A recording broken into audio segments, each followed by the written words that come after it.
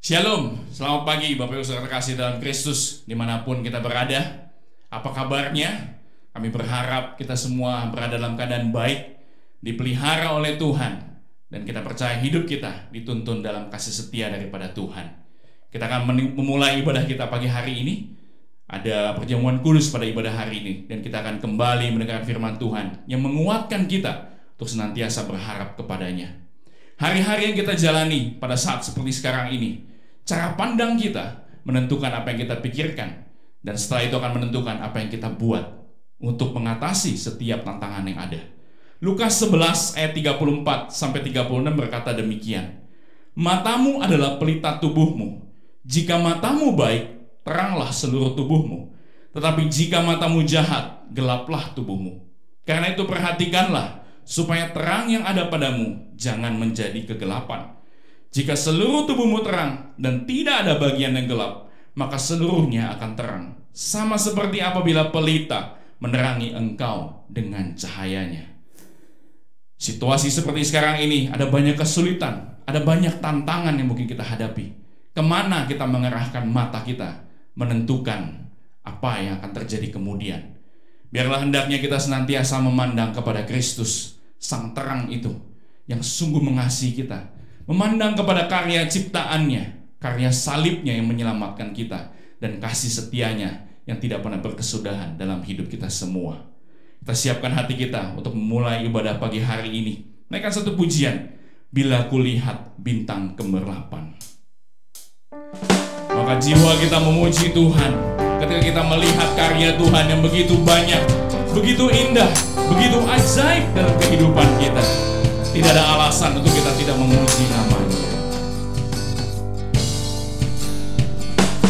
Bila kulihat bintang gemerlapan dan bunyi gunung riuh ku dengar, ya Tuhanku, tak putus aku heran melihat ciptaanmu yang besar. Maka jiwaku pun memujimu. Jiwaku pun memujimu. Sungguh besar Kau Allahku. Maka jiwaku pun memujimu.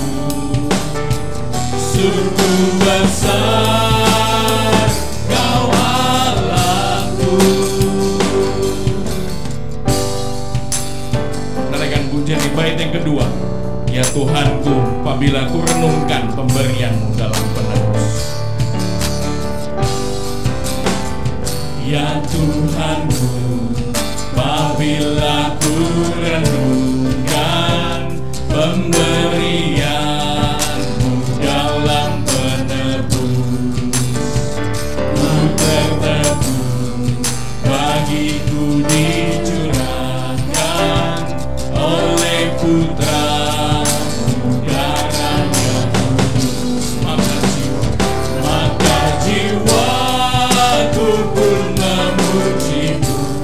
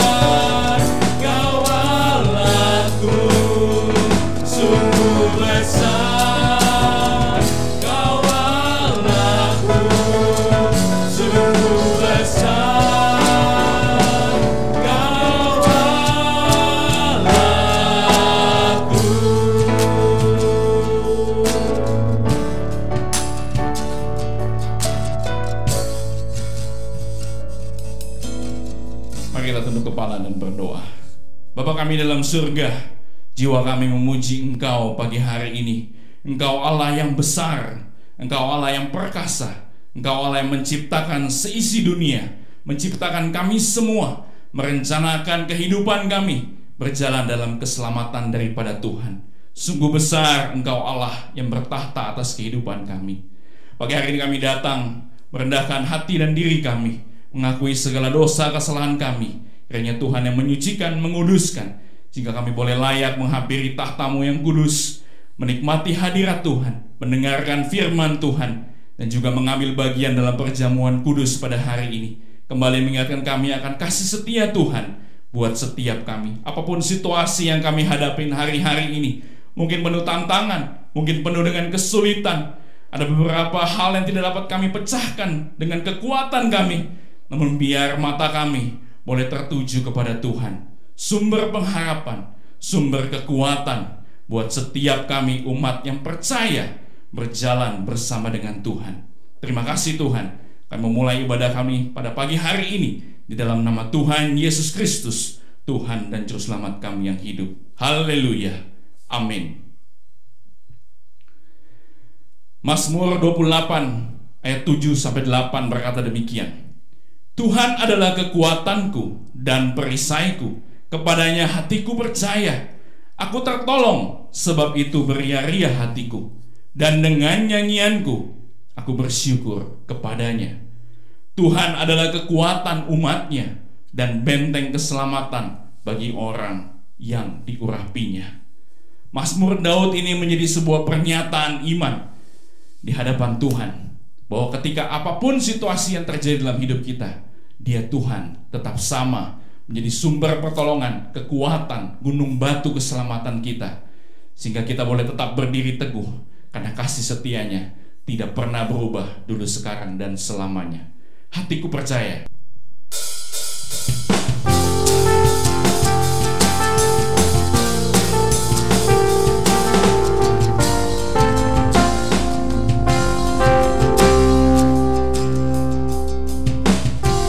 Tuhanlah kekuatan dan mazmurku,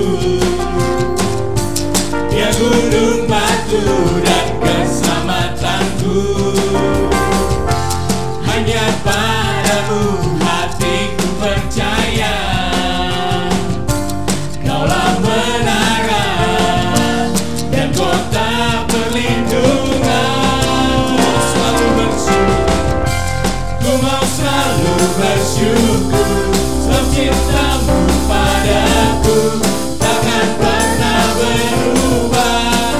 Hatiku percaya, walau bumi bergoncang, gunung-gunung beranjak, namun kasih setia-Mu tak pergi dariku. Tuhanlah kekuatan dan mazmurku, kamu bersyukur kepadanya. Dengan pujian ini sekali lagi.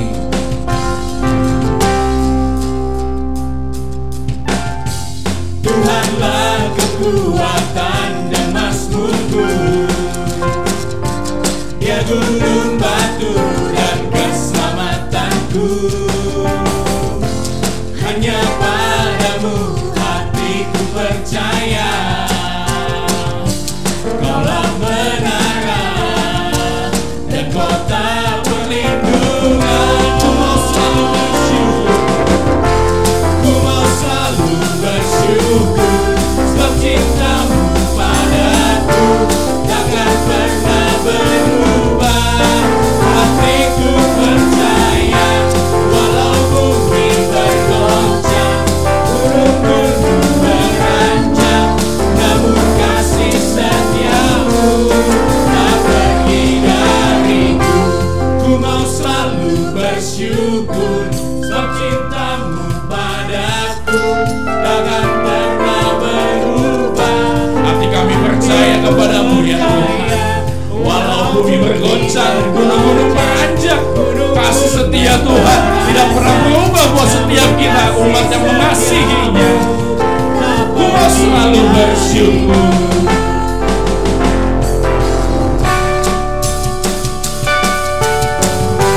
Ku mau selalu bersyukur,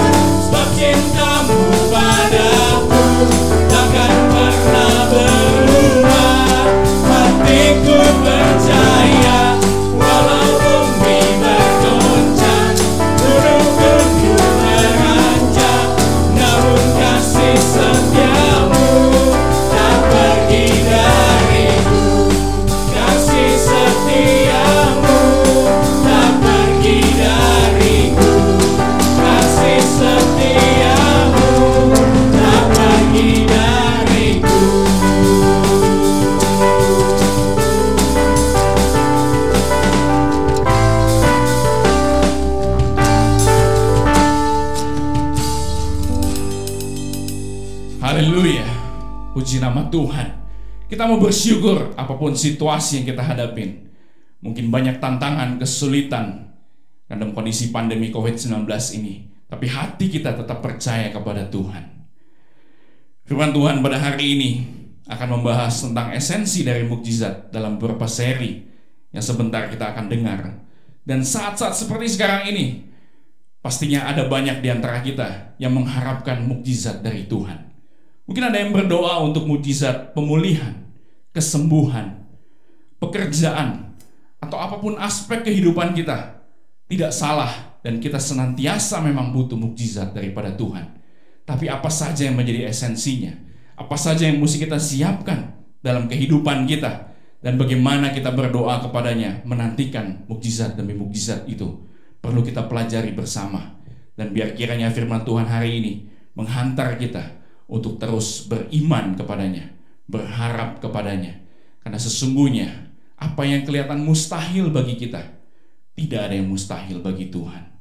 Mukjizat itu nyata. Tandaikan pujian ini, siapkan hati kita untuk terima berkat firman Tuhan. Dia Allah yang kuasanya tidak terbatas. Apa yang kelihatan mustahil bagi kita, semua mungkin bagi Tuhan. Dan Dia Allah yang selalu bekerja tepat pada waktunya. Dia Allah yang selalu mengerti. Dia Allah yang selalu peduli. Apapun situasi yang kita hadapin, percaya dengan iman. Tak terbatas kuasa Tuhan. Tak terbatas kuasa-Mu Tuhan. Semua dapat Kau lakukan. Apa yang kelihatan mustahil bagiku, itu sangat mungkin bagimu. Tak terbatas kuasa-Mu Tuhan. Tak terbatas kuasa-Mu Tuhan. Semua dapat Kau lakukan. Apa yang kelihatan mustahil bagiku, itu sangat mungkin bagimu. Saat ku tak berdaya, Saat ku tak berdaya, kuasa-Mu yang sempurna. Ketika ku percaya, mukjizat itu nyata. Bukan karena kekuatan, namun Roh-Mu ya Tuhan. Ketika ku berdoa, mukjizat itu nyata.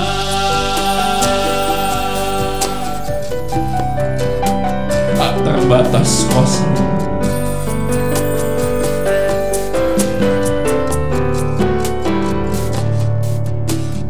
Tak terbatas kuasa-Mu Tuhan. Semua dapat Kau lakukan. Apa yang mustahil buat kami, tidak mustahil buat Tuhan. Terima kasih Tuhan. Bagiku, itu sangat mungkin bagimu. Di saat ku tak berdaya, kuasa-Mu yang sempurna.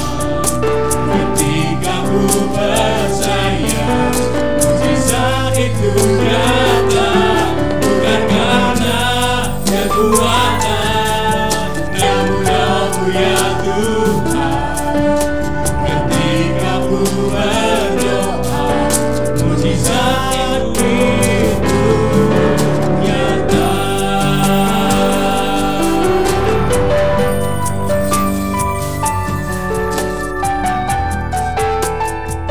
Ketika kami tidak berdaya, kuasa-Mu dinyatakan dengan sempurna buat setiap kami. Ketika kami berdoa, mukjizat itu nyata. Di saat ku tak berdaya, kuasa-Mu yang sempurna.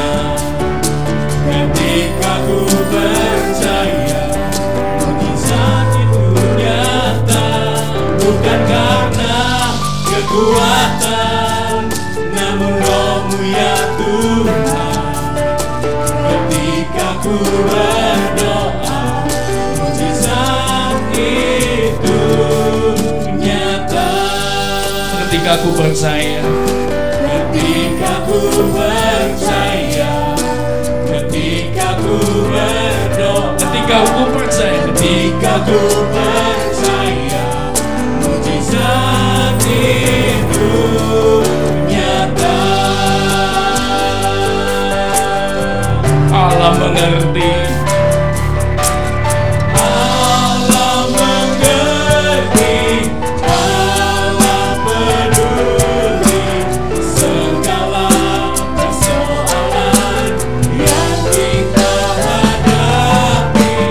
Tak akan pernah dibiarkannya berumur sendiri, sebab Allah mengerti. Allah mengerti. Allah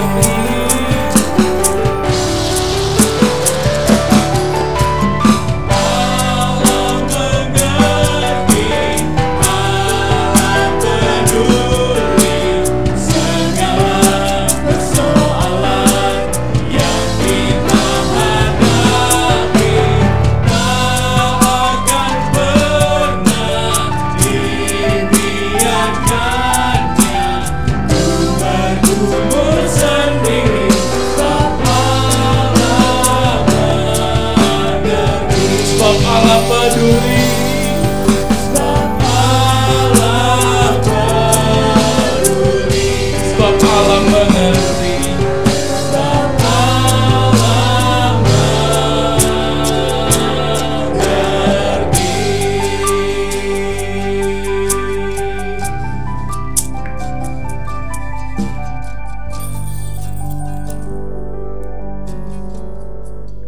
Haleluya.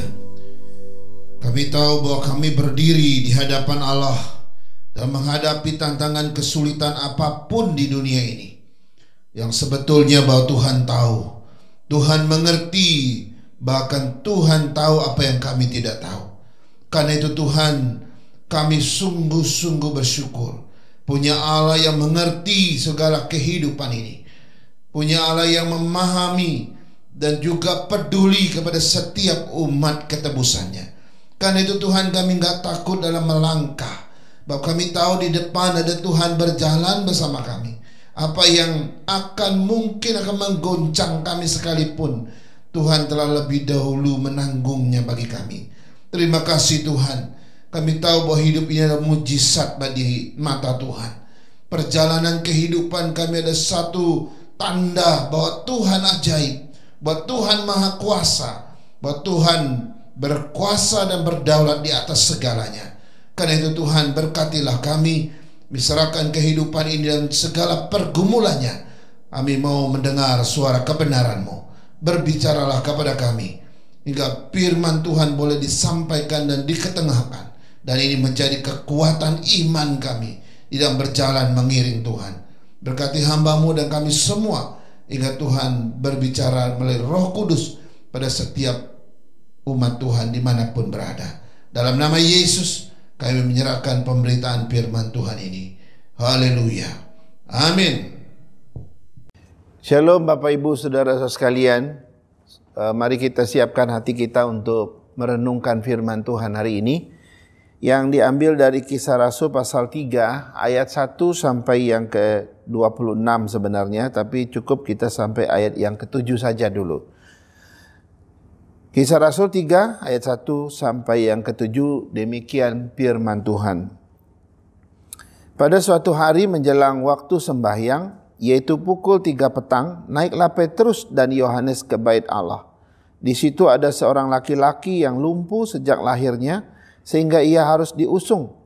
Tiap-tiap hari orang itu diletakkan dekat pintu gerbang bait Allah yang bernama Gerbang Indah untuk meminta sedekah kepada orang yang masuk ke dalam bait Allah. Ketika orang itu melihat bahwa Petrus dan Yohanes hendak masuk ke bait Allah, ia meminta sedekah. Mereka menatap dia dan Petrus berkata, "Lihatlah kepada kami." Lalu orang itu menatap mereka dengan harapan akan mendapat sesuatu dari mereka. Tetapi Petrus berkata, emas dan perak tidak ada padaku, tetapi apa yang kupunyai kuberikan kepadamu. Demi nama Yesus, orang Nazaret itu, berjalanlah. Lalu ia memegang tangan kanan orang itu dan membantu dia berdiri. Seketika itu juga kuatlah kaki dan mata kaki orang itu. Saudara-saudara sekalian, kita sudah selesai membahas kisah para rasul pasal pertama dan pasal yang kedua. Nah, hari ini kita masuk ke dalam pasal yang ketiga. Nah, di yang lalu pasal 1, pasal 2 kita udah banyak mendengar khotbah berseri beberapa kali, mulai dari kuasa kebangkitan Kristus itu ada 3 seri, kemudian turunnya Roh Kudus itu ada 3 seri, dan terakhir yang lalu kita sudah melihat peranan atau pekerjaan Roh Kudus dalam jemaat mula-mula itu ada 4 seri. Nah, pasal 1, pasal 2 sudah selesai, sekarang kita masuk ke pasal 3 daripada kisah para rasul. Saya berharap semua firman Tuhan yang sudah kita dengarkan akan memberikan kita pemahaman yang komprehensif sehingga kita mengerti firman Tuhan makin dalam dan makin luas di dalam pemahaman kita. Nah, hari ini kita mulai dengan satu seri khotbah yang baru, yaitu tentang esensi mujizat. Ya, mujizat itu apa sebenarnya, atau pertanyaan-pertanyaan seputar mujizat. Dari mana asal mujizat? Mengapa mujizat bisa terjadi? Apa saja prinsip-prinsip bisa terjadinya sebuah mujizat? Atau tujuan mujizat itu apa? Makna sebuah mujizat itu apa? Nah, kita akan menjawab pertanyaan-pertanyaan seputar mujizat ini yang saya kasih tema itu esensi mujizat. Nah, saudara-saudara, kita akan melihat hari ini adalah mujizat yang terjadi di gerbang Salomo atau sering disebut dengan gerbang indah.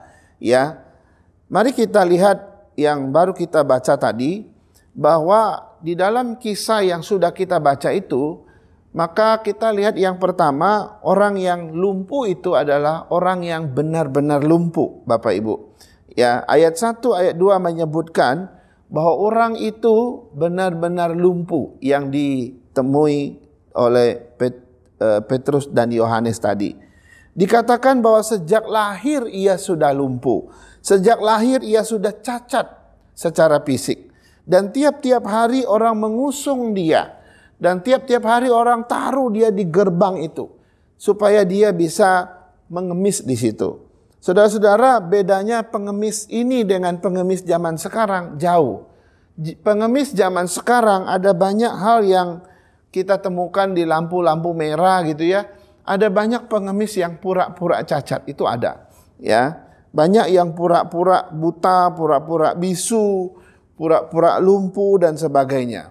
Saudara, beberapa waktu yang lalu pernah ada satu kisah yang mengatakan begini, yaitu ada satu orang yang lagi nyetir lalu dia berhenti di lampu merah dan di situ biasanya ada seorang pengemis buta. Nah, waktu orang ini melemparkan uang kepada pengemis yang buta itu, dengan sigap si pengemis buta ini menangkap uang itu. Ya. Lalu si bapak yang kasih uang itu berkata, "Hei, rupanya kamu nggak buta." Lalu dia bertanya, "Pengemis buta yang biasa di sini di mana?" gitu. Lalu si pengemis itu jawab, "Iya om, teman saya itu lagi sedang nonton bioskop." Bapak Ibu bisa menangkap dari kisah yang lucu ini. Nampaknya si pengemis buta itu dengan temannya yang dia bilang sedang nonton bioskop, katanya dua-duanya buta, ternyata dari faktanya kan tidak buta gitu ya. Saudara-saudara, inilah yang dikatakan oleh Amsal pasal 3 ayat 27 yang mengatakan begini, "Janganlah menahan kebaikan daripada orang-orang yang berhak menerimanya, padahal engkau mampu melakukannya." Saudara-saudara, Amsal sengaja menggarisbawahi yang berhak menerimanya. Artinya apa Bapak Ibu? Artinya orang yang tidak berhak menerimanya adalah orang yang seperti tadi itu, yang pura-pura cacat, pura-pura buta, pura-pura bisu itu. Tetapi jika ada orang yang benar-benar cacat, orang-orang yang buta, orang yang lumpuh, orang-orang yang membutuhkan, itu memang kita mesti perlu membantu mereka. Kita tidak boleh menahan kebaikan kepada mereka. Kenapa? Karena apa yang Tuhan berikan kepada kita juga harus diberikan kepada orang lain sebagai berkat bagi orang-orang yang lemah dan susah seperti itu. Jadi pengemis yang lumpuh di pintu gerbang ini, dia benar-benar lumpuh. Ia bukan seperti pengemis zaman sekarang. Ia sudah lumpuh sejak lahir. Tiap-tiap hari mereka menaruh dia di situ. Mereka memikul dia di situ atau menggotong dia di situ. Ya, maka dia adalah seorang yang betul-betul membutuhkan. Nah, saudara-saudara, orang seperti ini kita mesti nggak boleh menahan kebaikan kepada mereka sebenarnya. Nah, inilah yang dilakukan oleh kedua rasul. Baik Petrus maupun Yohanes, mereka memberikan satu hal kepada si lumpuh ini. Yang kedua, kita melihat bahwa orang itu mengemis di pintu gerbang Allah atau gerbang bait Allah atau gerbang indah atau sering juga disebut gerbang Salomo. Ya, kenapa dia memilih gerbang ini? Karena disitulah titik pertemuan yang paling banyak orang ketika masuk dan ketika keluar. Dan dia bisa melihat mereka, dia bisa berjumpa dengan orang-orang yang masuk keluar di situ. Nah, tapi yang menarik adalah dia duduk di situ di gerbang itu, sebenarnya yang dia harapkan bukan lagi kesembuhan. Yang diharapkan adalah berkat jasmani. Yang diharapkan adalah sedekah. Yang diharapkan adalah mungkin sedikit uang dari banyak orang yang lewat. Yang diharapkan mungkin juga makanan apapun yang orang bisa berikan. Padahal masalah utamanya adalah dia lumpuh. Tapi pergumulannya hari itu adalah bukan lagi mengharapkan kesembuhannya. Karena mungkin dia sudah bertahun-tahun dengan kelumpuhannya yang tidak ada tanda-tanda untuk membaik. Tetapi kemudian itu membuat dia beralih arah. Akhirnya yang dia kerjakan adalah tidak lagi berharap untuk sembuh. Tapi yang dia harapkan adalah sedekah dari orang. Karena itu dia mengemis. Saudara-saudara, yang menarik bahwa kadang-kadang kita bisa terjebak di dalam sikap seperti orang lumpuh ini, saudara. Ya, karena mungkin kita sedang bergumul dengan satu pergumulan yang lama sekali atau bertahun-tahun, ya, bahkan begitu panjangnya kita bergumul atas kesembuhan kita, tapi kesembuhan itu nggak datang-datang juga. Nah, kondisi yang panjang ini atau pergumulan yang nggak henti-henti ini bisa kadang-kadang mengubah hidup kita. Akhirnya yang kita lakukan adalah kita berhenti berharap pada Tuhan, kita berhenti berdoa, kita berhenti minta kepada Tuhan, kita berhenti memandang kepada Tuhan. Akhirnya kita beralih kepada yang bukan pergumulan utama kita. Lalu kita memakainya, kelemahan kita misalnya untuk meminta sedekah dari orang lain. Karena itu saudara, meminta sedekah itu tidak salah. Mengharapkan bantuan orang lain itu tidak salah bagi seorang pengemis seperti ini. Tetapi ketika dia berhenti bergumul di hadapan Tuhan, berhenti berdoa, berhenti beriman, berhenti berharap pada Tuhan atas kehidupannya, berhenti memandang kepada Tuhan, disinilah kelemahannya. Saudara, di sini ada satu perbedaan antara orang yang memiliki iman yang sejati dengan orang yang hanya beriman biasa. Kenapa? Kalau orang yang beriman sejati, ketika dia mengalami satu pergumulan yang begitu panjang, maka dia tidak akan pernah berhenti berdoa, dia tidak akan pernah berhenti berharap, dia tidak akan pernah berhenti untuk memandang Tuhan, dia tidak akan pernah berhenti untuk percaya pada Tuhan. Ini orang yang beriman sejati. Tapi orang yang suam-suam kuku, orang yang tidak begitu kuat di dalam iman, kadang-kadang begitu mengalami suatu pergumulan yang gak selesai-selesai, biasanya mereka gampang sekali untuk berhenti berharap, berhenti berdoa, berhenti tidak lagi mengimani Tuhan di dalam hidup mereka. Saudara, Tuhan tidak mau kita demikian.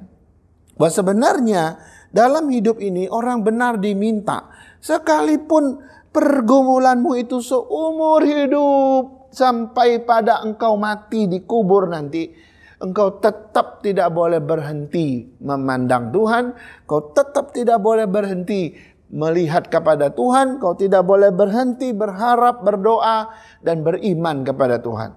Rasul Paulus adalah seorang yang memiliki satu kelemahan. Dia pernah berkata, kelemahannya itu seperti duri dalam daging. Dia sudah berpuluh-puluh kali minta Tuhan sembuhkan, tapi Tuhan tidak sembuhkan. Malah dia mengatakan, dalam kelemahanlah aku jadi kuat. Akhirnya dia menerima kelemahan itu, dan kelemahan itu dia tidak jadikan alasan sebagai senjata untuk tidak melayani Tuhan. Kita melihat Rasul Paulus justru ketika ada duri dalam daging, dia tetap setia melayani Tuhan, dia tetap setia untuk pergi memberitakan Injil, dia tetap setia berharap pada Tuhan, dia tetap taat pada Tuhan. Saudara, orang Kristen seringkali mengharapkan mujizat yang besar dari Tuhan. Padahal ketika kita kuat dalam kelemahan, itu satu mujizat sebenarnya. Ya.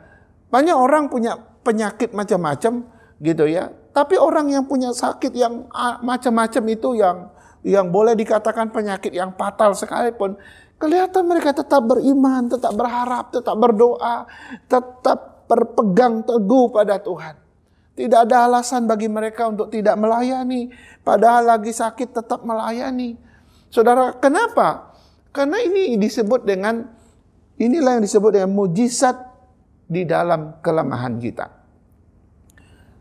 Memang natur manusia secara umum ketika mengalami duri dalam daging langsung berhenti ya dari semua kegiatan termasuk urusan dengan Tuhan. Ya. Ketika ada sedikit masalah langsung bilang, aduh maaf aku nggak ke gereja dulu. Ketika ada masalah sedikit langsung bilang, aduh maaf aku nggak bisa berdoa saat ini.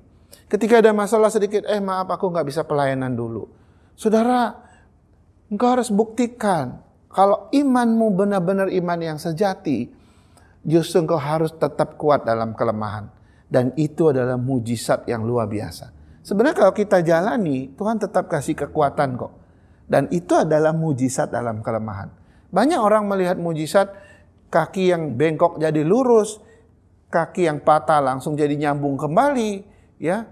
Orang yang mati dibangkitkan kembali, itu mujizat. Padahal ada orang di dalam kelemahan dan dia tetap setia dalam kelemahan, dia tetap taat dalam kelemahan, dia tetap memandang kepada Tuhan di dalam kelemahan hidupnya. Itu adalah satu mujizat yang luar biasa. Karena itu jangan kita salah memandang mujizat, Bapak Ibu. Lalu kita lihat selanjutnya ayat 4-6. Ini adalah perkataan Petrus atau jawaban Petrus dan Yohanes kepada orang lumpuh ini. Mereka berkata, mereka menatap dia dan Petrus berkata, lihatlah kepada kami. Lalu orang itu menatap mereka dengan harapan akan mendapat sesuatu dari mereka. Tetapi Petrus berkata, emas dan perak tidak ada padaku. Tetapi apa yang aku punyai, ku berikan kepadamu, demi nama Yesus berjalanlah. Maka seketika juga orang itu langsung sembuh. Saudara, dari perkataan Petrus ini ada 3 hal yang menarik. Pertama, pernyataan Petrus berkata, emas dan perak tidak ada padaku. Saudara, ini menunjukkan situasi yang real yang dimiliki oleh seorang rasul, dimiliki oleh seorang hamba Tuhan. Saudara, seorang hamba Tuhan itu nggak harus kaya.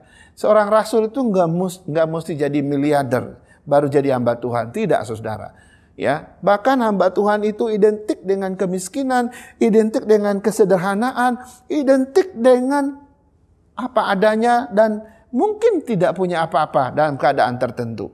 Tapi beda sekali dengan hari ini, ya, orang yang menamakan dia hamba Tuhan, wah suksesnya luar biasa, ya, sudah berapa apartemen yang dia punya, rumah, kemudian beli lagi villa di atas sana, kemudian mobil berbaris-baris gitu ya. Wah, ada pendeta yang luar biasa demikian. Lalu mereka memiliki teologi sukses yang mengatakan bahwa bagaimana mungkin aku bisa melayani orang kalau aku sendiri kere? Bagaimana mungkin aku bisa jadi berkat bagi orang lain kalau aku sendiri miskin? Soalnya dia memegang satu doktrin yang menurut dia pikir itu benar. Karena itu dia bilang, aku harus kaya, Tuhan mesti memberkati saya. Aku kan anak raja, mestinya aku kaya baru aku bisa menjadi berkat bagi orang lain. Tidak, saudara. Petrus dan Yohanes membuktikan bahwa rasul-rasul pertama pun mengatakan emas dan perak tidak ada pada kami. Apa kita harus kaya baru bisa melayani Tuhan? Tidak. Petrus dan Yohanes mewakili semua hamba Tuhan yang sungguh-sungguh melayani Tuhan. Kondisi mereka justru tidak boleh menghalangi pelayanan mereka. Mereka melayani begitu bebas di dalam nama Yesus. Mereka melayani begitu luar biasa di dalam konteks nama Yesus, kuasa Yesus. Mereka tidak butuh materi kadang-kadang, ya. Bahkan mereka rela berjalan berpuluh-puluh kilo. Mereka berlayar berpuluh-puluh mil. Kenapa? Tanpa apapun mereka tetap bisa pergi. Saudara-saudara, ini kondisi yang pertama. Yang kedua, dari perkataan Petrus itu, tetapi apa yang kupunyai, kuberikan kepadamu. Saudara, di sini kita menemukan satu prinsip dalam menolong orang, dalam membantu orang. Prinsipnya adalah, waktu kita menolong orang, maka tolonglah orang itu dengan apa yang ada padamu, saudara. Ya, waktu kita memberi persembahan kepada Tuhan, jangan pernah membayangkan aku harus menjadi miliarder dulu, baru aku memberi kepada Tuhan. Saudara, salah. Ya, berilah dari yang sedikit itu. Kalau kita memang cuma punya sedikit, maka berilah dari yang sedikit itu. Ingat bahwa Tuhan tidak pernah menuntut kita lebih dari apa yang Dia beri pada kita. Karena itu ada ayatnya, kepada yang banyak diberi, banyak dituntut. Sedikit diberi, sedikit dituntut. Itu berlaku Bapak Ibu. Tapi yang menarik adalah bahwa Petrus dan Yohanes, mereka memberi pertolongan kepada orang ini dari apa yang mereka punya. Bukan dari apa yang mereka tidak punya. Saudara-saudara, mereka berkata bahwa apa yang aku punya akan kuberikan kepadamu. Apa yang mereka punya? Kalimat selanjutnya yang menarik. Dia berkata begini, demi nama Yesus, berjalanlah. Saudara, dia berkata, emas dan perak tidak ada padaku. Tapi apa yang aku punya? Yang mereka punya adalah nama Yesus. Dan dia berkata, demi nama Yesus itu berjalanlah. Dan seketika itu juga orang lumpuh itu berjalan. Saudara, inilah kekayaan atau harta yang sangat berharga bagi seorang hamba Tuhan. Yaitu dia memiliki nama Yesus. Di dalam nama Yesus inilah dia bergumul dalam setiap aspek pelayanannya. Di dalam nama Yesus inilah dia bergumul atas kehidupannya. Di dalam nama Yesus inilah dia berhadapan dengan segala kuasa yang ada di dunia. Di dalam nama Yesus inilah dia berhadapan dengan kuasa-kuasa iblis dan setan. Dan ini adalah kekayaan yang luar biasa. Tapi hari ini orang tidak mencari nama Yesus. Yang orang cari mujizatnya. Yang orang cari adalah tanda-tanda yang ajaib. Tapi orang gak mencari nama Yesus. Padahal kuncinya ada di nama Yesus. Saudara-saudara, kalau kita mempelajari sebuah mujizat, semua mujizat yang dilakukan oleh Yesus maupun semua mujizat yang dilakukan oleh para rasul, itu memiliki satu kesamaan yang luar biasa. Bukan hanya satu, tetapi beberapa kesamaan yang luar biasa, yang bersifat mendasar. Hari ini kita akan melihat satu persamaan saja, di mana mujizat itu selalu diarahkan kepada Kristus, ya. Mujizat yang terjadi biasanya selalu menunjuk kepada Kristus. Bukan Kristus yang menunjuk kepada mujizat. Ingat kalimat saya. Mujizat itu selalu terjadi, itu tujuannya menunjuk kepada Kristus. Bukan Kristus yang harus menunjuk kepada yang namanya mujizat itu. Coba kita lihat. Kita perhatikan kalimat Petrus. Kalau kita nggak hati-hati melihat kalimat Petrus ini, kita nggak membaca sampai habis dalam pasal ini, kita akan keliru memaknai yang namanya mujizat. Petrus berkata, demi nama Yesus, berjalanlah. Saudara, kalau kita melihat susunan struktur kalimatnya, demi nama Yesus baru terjadi mujizat. Oke? Demi nama Yesus baru terjadi orang lumpuh itu berjalan. Oke? Oh, kalau modelnya begini, nah di sini orang sering salah. Orang yang berpikir keliru di sini, dia berpikir begini. Oke, tujuannya adalah mujizat. Jalan untuk sampai kepada mujizat itu adalah nama Yesus. Ya. Jadi tujuannya mujizat, alatnya nama Yesus. Untuk bisa mencapai tujuan itu, yaitu tujuan mujizat yang tadi, maka engkau harus lewat nama Yesus.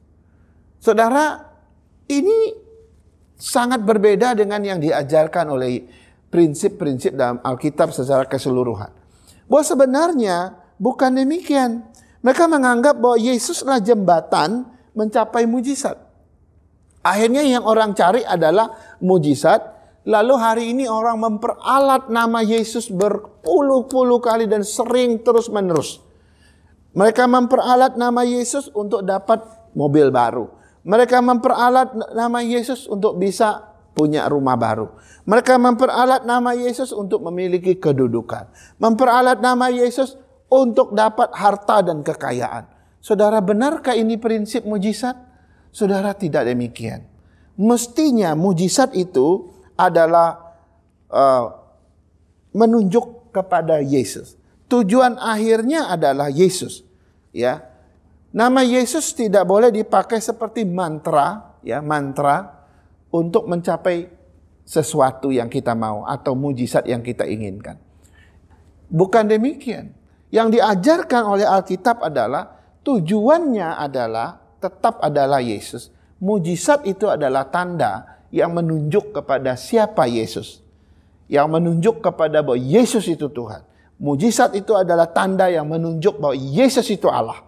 Sebenarnya itu yang diajarkan. Bukan Yesus jembatan, baru mujizat tujuan. Tapi sebenarnya Yesuslah yang tujuan. Mujizat itu tanda untuk sampai ke sana. Saudara-saudara, mujizat itu harus dibalik, ya.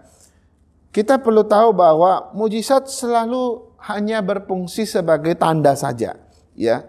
Mujizat selalu menunjuk kepada sesuatu yang bukan dirinya. Ya, kalau satu mujizat terjadi, nggak pernah menunjuk kepada dirinya sendiri. Misalnya mujizat orang lumpuh berjalan. Mujizat orang lumpuh berjalan itu nggak pernah menunjuk kepada dirinya sendiri. Itu pasti menunjuk kepada sesuatu. Nah, sesuatu itu siapa? Itu adalah Kristus. Nanti kita lihat kisah ini bahwa akhirnya orang yang lumpuh ini memuliakan Tuhan, saudara. Jadi tetap endingnya, akhirnya itu adalah Kristus dimuliakan. Saudara, mujizat memang penting, tetapi tidak pernah lebih penting daripada tujuannya, yaitu Yesus. Ya. Nah, kita melihat bagian ini sangat luar biasa. Banyak orang mengejar-ngejar mujizat hari ini, apalagi di tengah-tengah COVID-19. Mereka membutuhkan mujizat, selalu menyatakan mujizat itu ada, mujizat itu nyata, mujizat itu masih ada dan sebagainya. Saudara, ini ada satu kalimat-kalimat yang membuat kita akhirnya berfokus hanya kepada mujizat. Kita lupa kepada Yesus sebenarnya. Bahwa mujizat yang kita percaya adalah mujizat yang menunjuk kepada Yesus. Karena itu banyak orang keliru di sini. Nah, saudara-saudara, Petrus pernah mengalami sesuatu yang luar biasa dalam perubahan dalam hidup dia. Ya, ketika dia menjala ikan bersama dengan teman-temannya, lalu Yesus datang. Yesus bilang, cobalah menebarkan jalamu di sebelah sana. Waktu mereka menebarkan jala di sana, wah, mereka mendapat ikan begitu banyak.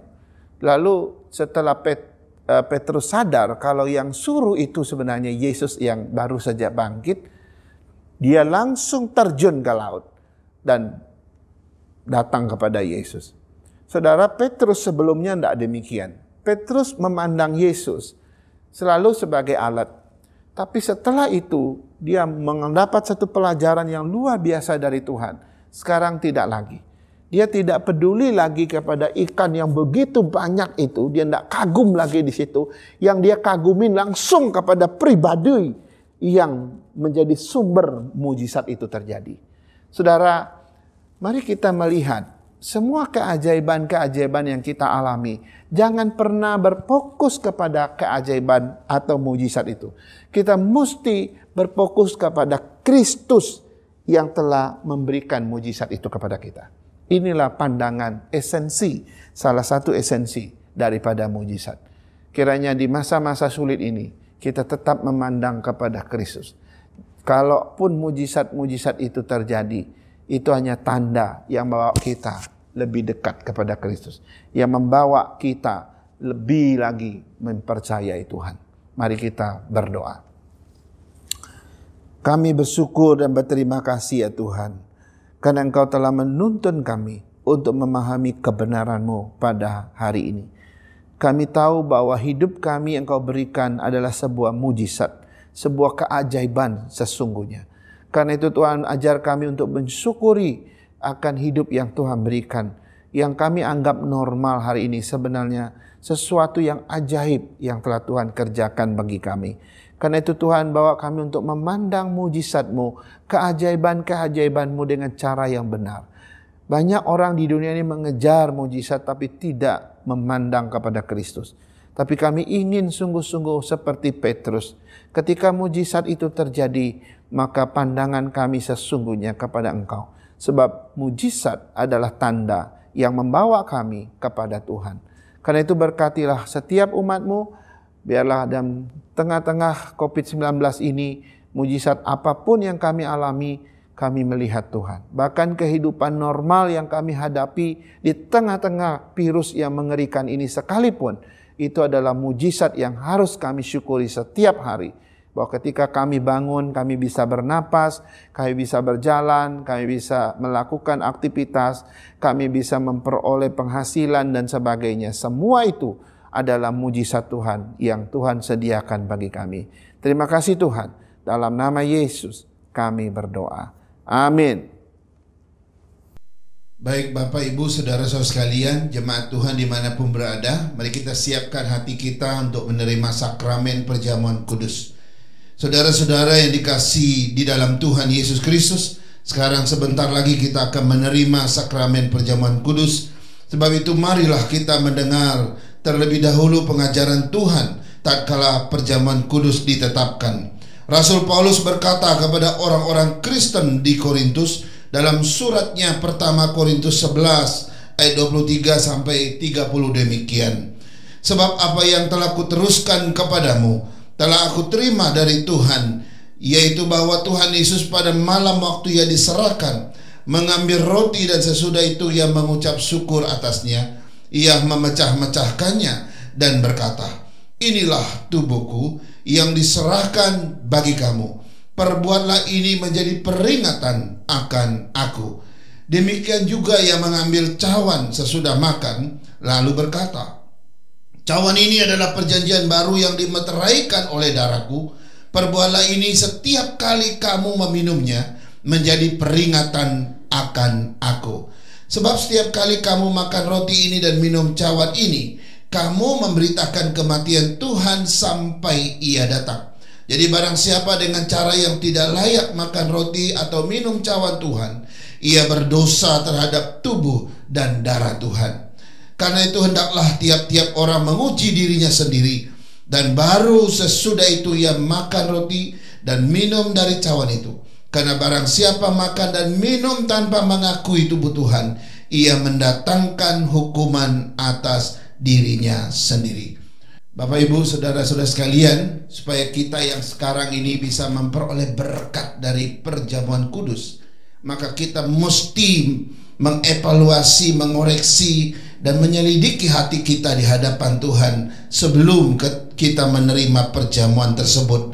Mari kita menguji diri kita dengan 3 pertanyaan untuk kita renungkan. Pertama, apakah benar-benar kita sudah bercerai dari dosa, menyesal karena telah berdosa, dan percaya bahwa hanya darah Kristus saja yang dapat menyucikan dan membebaskan kita dari hukuman dosa? Yang kedua, apakah kita sungguh-sungguh percaya bahwa kita sudah ditebus oleh kematian Tuhan Yesus, bahwa Kristus Yesus yang tidak bercela itu, dan dengan kebenarannya kita telah dibenarkan di hadapan Allah Bapa? Yang ketiga, yang terakhir, kita harus memeriksa hati kita.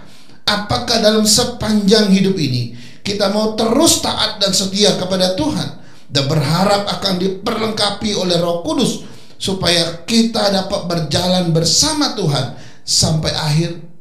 Saudara-saudara, saya mohon kita untuk sungguh-sungguh menguji diri kita dengan berdoa, Mari kita tundukkan kepala kita sejenak. Kita akan berdoa, namun sebelumnya kita akan naikkan satu pujian. Bawalah aku Yesus dekat ke salibmu. Satu bait saja, setelah itu kita akan berdoa.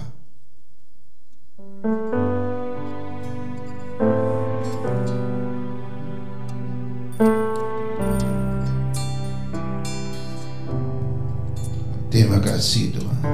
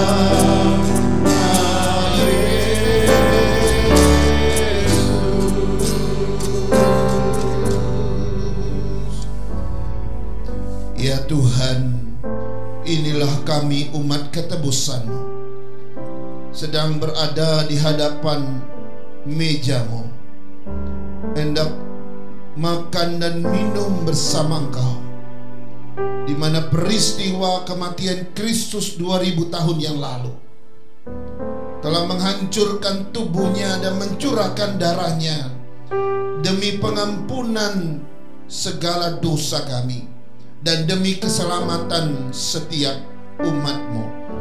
Tuhan, hari ini Engkau melihat ke dalam hati kami.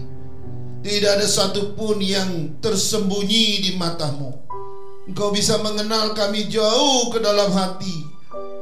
Jika saat ini kami sedang terikat dengan berbagai macam dosa dan kelemahan, Tuhan, lepaskanlah kami, bebaskanlah kami, sucikan dan ampuni dosa-dosa kami. Kami tahu bahwa kami adalah manusia yang lemah, penuh dengan keterbatasan. Ada kalanya tutur kata kami gak berkenan bagi Tuhan. Sikap dan perbuatan kami, keputusan kami seringkali ceroboh yang tidak menyukai hati Allah. Tuhan, ampunilah. Hingga ketika kami boleh menerima roti dan anggur ini nanti, yang menjadi lambang atau simbol bagi tubuh dan darah Tuhan yang Dia hancurkan, biarlah semua ini Tuhan Kau pakai membawa kami kembali dipersekutukan dengan kematian dan kebangkitan-Mu. Berkatilah setiap kami, ampuni dosa-dosa kami, besar dan kecil yang mungkin kami tidak tahu dan tidak sadar sekalipun. Biarlah Allah dengan kuasa-Nya, oleh darah-Nya, Kau menyucikan kami. Mereka yang sakit dan lemah, Tuhan kuatkan dan Tuhan sembuhkan. Dalam nama Tuhan Yesus kami berdoa. Amin. Baik Bapak Ibu saudara-saudara sekalian, mari kita bangkit berdiri. Kita angkat roti di tangan kanan kita dan dengarkan firman Tuhan. Sebab apa yang telah kuteruskan kepadamu telah aku terima dari Tuhan, yaitu bahwa Tuhan Yesus pada malam waktu Ia diserahkan mengambil roti, dan sesudah itu Ia mengucap syukur atasnya. Ia memecah-mecahkannya dan berkata, inilah tubuhku yang diserahkan bagi kamu. Perbuatlah ini menjadi peringatan akan aku. Dalam nama Yesus, mari kita makan bersama-sama.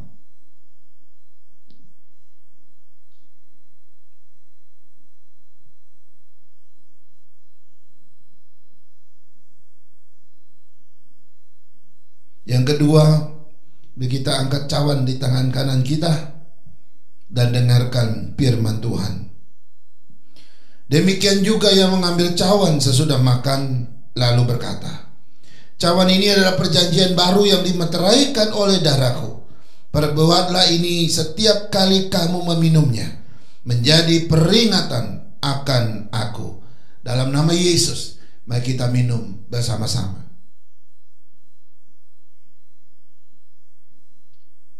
Mari kita berdoa. Tuhan, sekali lagi kami bersyukur karena anugerah-Mu yang begitu besar telah Kau nyatakan, telah Kau limpahkan atas kehidupan kami. Kami yang dahulu hidup di dalam kegelapan, kami yang dahulu tidak mengenal terang Tuhan, kami yang dahulu jauh daripada Engkau, telah Kau jangkau dan telah Kau ambil dan telah Kau pindahkan masuk ke dalam terang Tuhan. Dan hari ini kalau kami bisa berdiri di hadirat Tuhan, menikmati persekutuan dengan Tuhan, semua karena kebaikan, semua karena kasih karunia Tuhan yang begitu besar. Terlebih ketika Kristus mati di kayu salib, Ia telah mengambil bagian itu dari kami. Kamilah yang seharusnya binasa, kamilah yang seharusnya mati karena hukuman dosa, tapi Dia telah menyelamatkan kami dan telah memberikan kami hidup yang kekal. Terima kasih Tuhan. Hari ini kalau kami tetap kuat berdiri di hadapan Tuhan, semua karena kuasa pertolongan Tuhan yang terus masih menuntun, memimpin kami dan membawa kami di dalam perjalanan panjang di dunia ini bersama dengan Tuhan untuk memberi terang kepada gelap dan memberikan keselamatan bagi orang-orang yang membutuhkan Engkau. Karena itu Tuhan, pakailah kehidupan kami untuk menjadi berkat bagi orang lain, bahwa ketika kami menerima air hidup atau terang itu, maka kami akan membagikannya juga kepada orang lain. Berkati setiap umat-Mu yang telah makan dan minum. Ini menjadi peringatan bagi kami sekalian, bahwa setiap kali kami makan dan minum, kami memberitakan kematian Tuhan sampai Tuhan Yesus datang yang kedua kali. Berkati kami semua, dalam nama Tuhan Yesus kami berdoa. Amin. Silakan duduk kembali. Baik Bapak Ibu Saudara-saudara sekalian, kita akan mengakhiri ibadah kita hari ini. Kita naikkan pujian doksologi.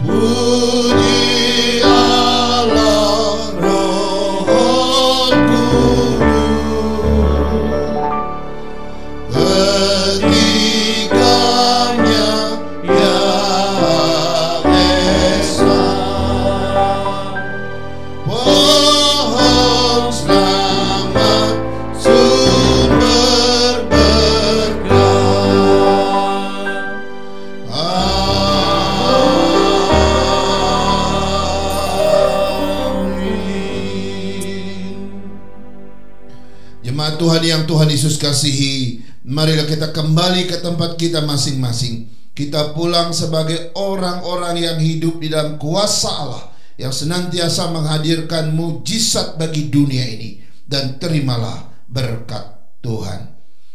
Kiranya kasih dari Allah Bapa kita, anugerah dari Tuhan kita Yesus Kristus, penghiburan dan penyertaan dan pemeliharaan dari Roh Kudus, kiranya menyertai dan memimpin kita sekalian hari ini, besok, dan seterusnya sampai hari Maranatha. Tuhan Yesus datang menjemput kita saleh-salehnya. Amin.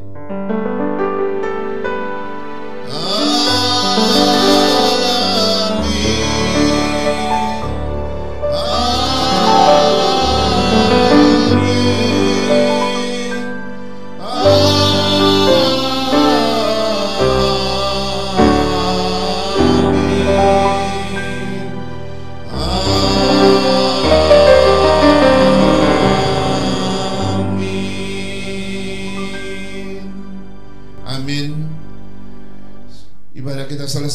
saat teduh. Tuhan Yesus memberkati kita dan selamat hari Minggu. Tuhan Yesus memberkati. Demikian keseluruhan rangkaian kita pada ibadah Minggu kali ini. Kami berharap bahwa apa yang sudah dilakukan lewat ibadah pada hari ini mendatangkan iman, menguatkan, dan meneguhkan iman kita untuk terus percaya kepada Tuhan. Terlebih lewat firman Tuhan dan juga perjamuan kudus yang sudah kita terima. Biarlah tentang esensi daripada mukjizat ini boleh kita pelajari bersama. Bukan hanya kita pelajari, bahkan kita cermati, kita laksanakan, dan menjadi pedoman dalam hidup kita. Mensyukuri akan setiap berkat Tuhan dalam hidup kita. Kalau kita masih boleh ada hingga hari ini, semua juga karena mukjizat daripada Tuhan. Dan kita percaya, dalam kita beriman kepada Tuhan, ketika mukjizat itu dihadirkan dalam kehidupan kita, nama Tuhan dipermuliakan. Ada beberapa pengumuman yang hendak disampaikan, Bapak Ibu sekalian. Yang pertama, ikuti rangkaian ibadah kita selama sepekan. Ada kebaktian doa pada hari Kamis lewat channel YouTube pada pukul 19.00. Ada ibadah pemuda juga pada hari Sabtu lewat aplikasi Google Meet pada pukul 19.00. Demikian juga untuk ibadah sekolah minggu kita yang dimajukan menjadi pukul 9 pagi pada hari Minggu, guna mengantisipasi kendala teknologi dan juga untuk kesiapan setiap anak-anak mengikuti materi per usia yang telah dikategorikan oleh pembina sekolah minggu kita. Dan kiranya apa yang dikerjakan boleh menjadi berkat buat Bapak Ibu sekalian dan juga buat anak-anak sekolah minggu sekalian. Dan ibadah kebaktian umum tetap dilaksanakan pada pukul 10.30 lewat channel YouTube GP Kris Kelapa Gading. Dan buat Bapak Ibu yang telah setia memberikan persembahan, kami ucapkan terima kasih. Dan dukung terus pekerjaan Tuhan melalui persembahan dapat diberikan lewat nomor rekening BCA yang tercantum di bawah ini. Kami sungguh berdoa, Bapak Ibu semua diberkati oleh Tuhan.